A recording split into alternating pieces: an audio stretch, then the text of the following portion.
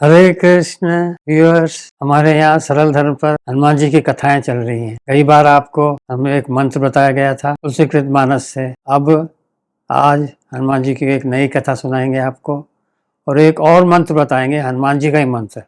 वो भी ये 3 ताप दैहिक दैविक भौतिक नष्ट करने वाला मंत्र है।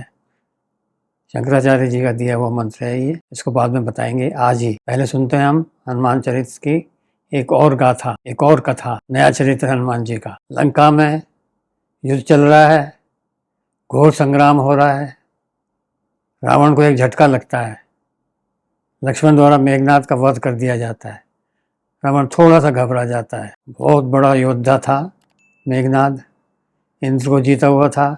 ऐसे पुत्र को खो के घबरा जाता है वो थोड़ा सा। उसको याद आती है यही रावण की, इससे सहायता लें। अब सहायता कैसे लेने? चारों तरफ से तो लंका घिरी हुई थी राम जी की सेना से, वानर सेना ने घेर रखा था। कोई मैसेंजर जाता तो पकड़ लिया जाता और ये और पता लग जाता कि एक अहिरावण नाम का और साथी है इसका, रावण का कोई सहायक है। उसका प्लान फेल हो जाता। रावण ने क्या किया? अहिरावण भी देवी जी का भक्त था।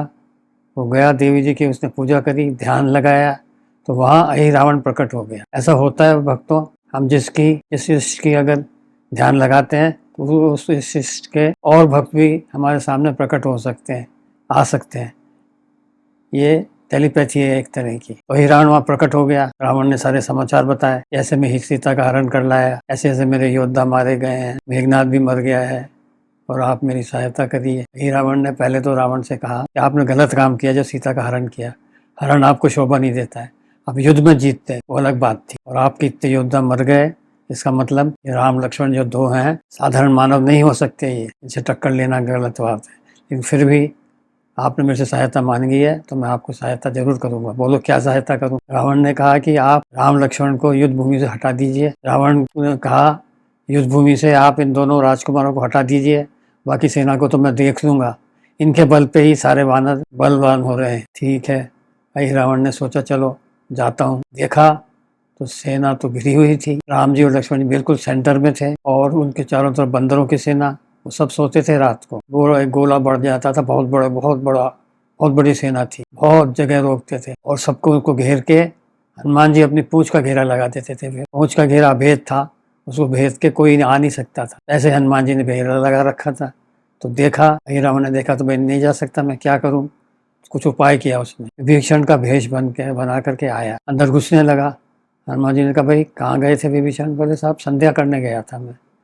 हनुमान जी को थोड़ा शक तो हुआ, लेकिन ज़्यादा ध्यान नहीं दिया उन्होंने। ये आया, अंदर घुसा, देखा राम लक्ष्मण सो रहे हैं, उनके चारों तरफ मुख्य वानर हैं सो रहे हैं, सुग्रीव अंगद आदि वानर, सेंटर में ये हैं। चुपचाप गया, उन दोनों को उठा के आकाश मार्ग से ले गया तो एक ज्योति को चमकी, उससे सुग्रीव जग गया।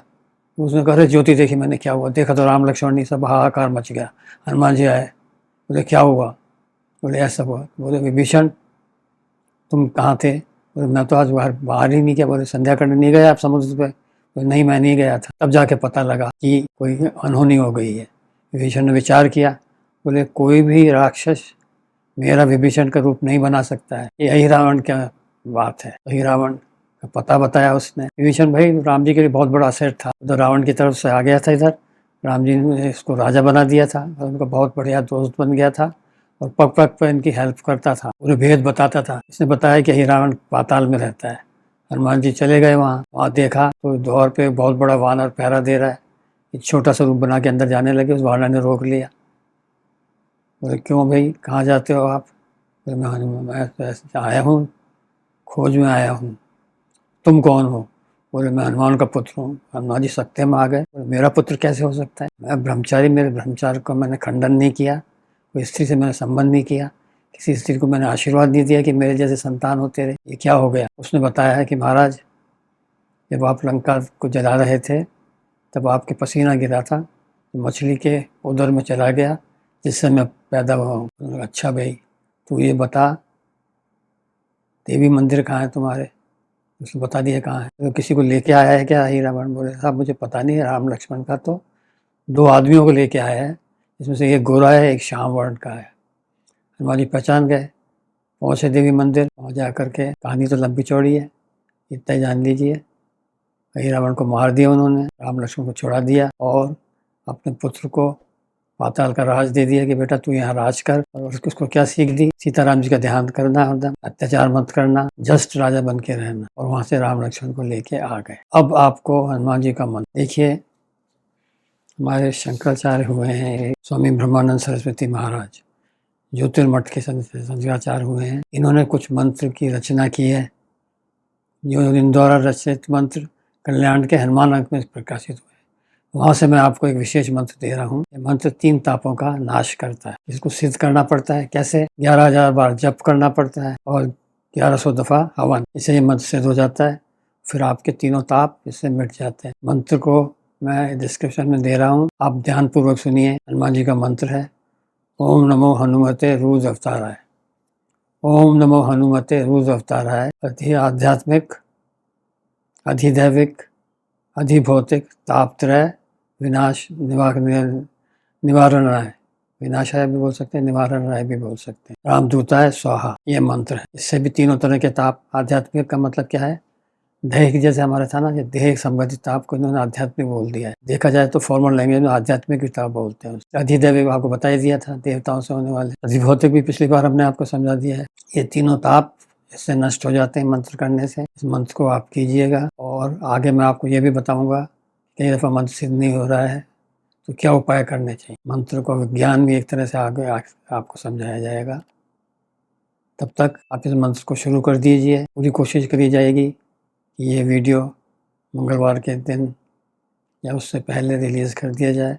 मंगलवार को आप जिससे मंत्र शुरू कर सकें, ये मंत्र कीजिए और सारे तापों का नाश कीजिएगा। देखिए, मंत्र सिद्धि में सबसे आवश्यक है आपकी श्रद्धा। उसके बाद आता है मैथडोलॉजी, किस तरह करें मंत्र। तो सब आपको आगे जाके और भी बताएंगे। अभी तो आप शुरू कर दीजिएगा। आगे बताएंगे कि मंत्रों के देवता भी होता है, मंत्रों का ऋषि होता है, मंत्रों में कीलक होता है, मंत्रों का बीज होता है, मंत्र की शक्ति होती है, और न्यास भी इम्पोर्टेंट है, कैसे किया जाए। तब तक के लिए आप हनुमान जी का मंत्र कीजिए। आगे फिर मिलेंगे। हरे कृष्ण, जय श्री राम, जय श्री राम। हरे राम राम राम हरे हरे, हरे कृष्ण कृष्ण कृष्ण हरे।